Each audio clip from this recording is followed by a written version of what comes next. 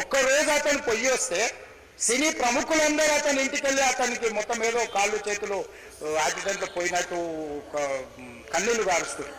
ఈ సినీ ప్రముఖులు ఒక్కరైనా హాస్పిటల్ పోయినరా అధ్యక్ష? నేను సూటిగా తమ ద్వారా సినీ ప్రముఖులను నేను అడుగుతున్నా అధ్యక్ష.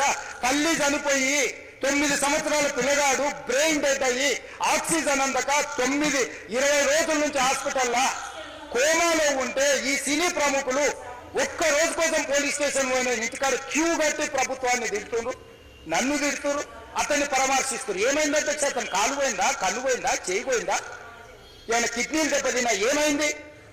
అతన్ని ఇంతమంది సినీ ప్రముఖులు పరామర్శించారు, కలిసిండ్రు, అభినందించారు.